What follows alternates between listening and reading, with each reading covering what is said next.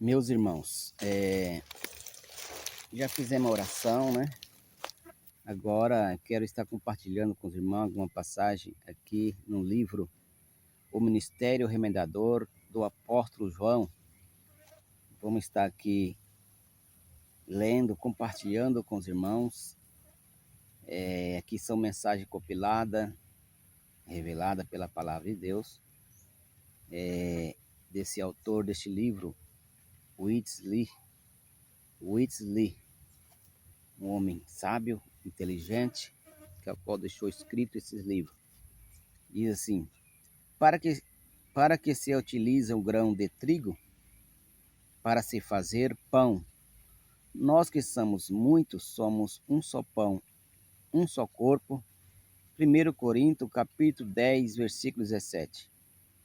Os muitos filhos de Deus são os membros de Cristo, para que ele tenha um corpo vivo, reparar o dano. O que abordamos nesta mensagem é parte do ministério remendador de João. Até mesmo em nossa época, a questão de os muitos grãos possuírem a vida divina para que Cristo tenha um corpo e quase que ignorada por completo pela grande maioria dos cristãos. Esse assunto foi danificado. João entra em cena a fim de reparar o dano. Os demais evangelhos não tratam dessa questão. E João, quem nos informa que nosso Cristo é Deus, que ele se tornou um homem para nos trazer a realidade e a graça, que para que o recebemos, ele morreu na cruz, como Cordeiro de Deus, remove nossos pecados, como serpente de bronze, a fim de destruir o diabo, e como grão de trigo, para liberar a vida divina a muitos grãos, os filhos de Deus, a fim de que formem um corpo de Cristo. O corpo de Cristo. Esse é o primeiro aspecto principal do ministério remendador de João. O ministério de Paulo completará a palavra de Deus. Um quarto de séculos antes, nos anos que se seguiram, muitos ensinamentos danosos conseguiram abrir caminho e acabaram se infiltrando na igreja devido ao dano que causaram. João escreveu seu evangelho, suas epístolas e Apocalipse. Esses escritos tiveram por objetivo reparar o tecido rasgando da igreja. Quanto devemos a esse seu ministério de remendar as redes. Louvado seja Deus. Jesus é o nosso Senhor. Glória a Deus. Palavras maravilhosas. Vamos tocar aqui em frente.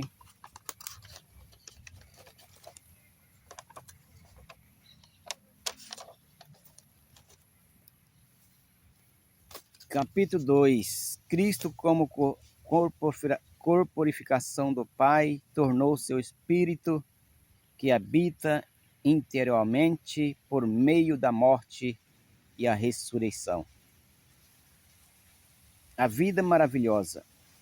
Vida é Espírito.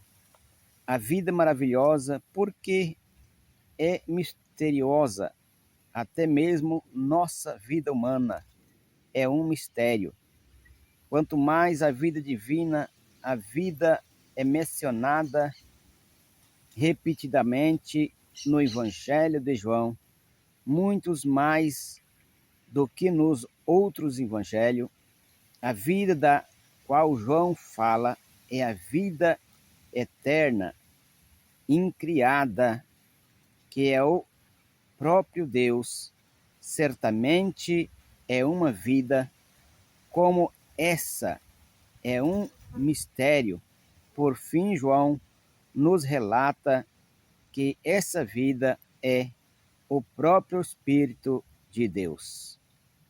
Louvado seja Deus. João capítulo 1, versículo 1, afirma que o Verbo era Deus, e a seguir em capítulo 1, versículo 14, ele declara que o Verbo se fez carne. Contudo, em capítulo 4, versículo 24, lemos que Deus é Espírito. Na eternidade passada havia o Verbo.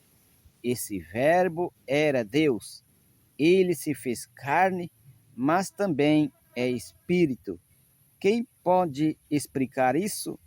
A carne e o Espírito são invariavelmente postos em contraste um contra o outro. Ainda assim, aqui temos o Verbo. Louvado seja Deus. Glória a Deus. Vamos adiante. Deus, a carne é o Espírito. Deus, a carne e o Espírito, todos relacionados um com o outro. O Senhor mais à frente menciona o Espírito em João 14, versículo 14, quando diz: eu rogarei ao Pai para que envie o Espírito da realidade, a fim de que habitem com os discípulos e esteja nele. Versículo 16 e versículo 17. A seguir, no próximo versículo, ele afirma: não vos deixarei órfãos, virei para vós, querendo dizer com isso que a vida do Espírito é a própria vida do Senhor. Naquele dia, ele estaria neles. Versículo 20. O que significa que quando o Espírito da realidade habitasse neles, o próprio Senhor Jesus estaria neles. Está claro que o Senhor estava aqui, se identificando com o Espírito. Depois de sua ressurreição, o Senhor apareceu aos discípulos. João 20, versículo 19 e versículo 22, mostrando-lhes as mãos e o lado.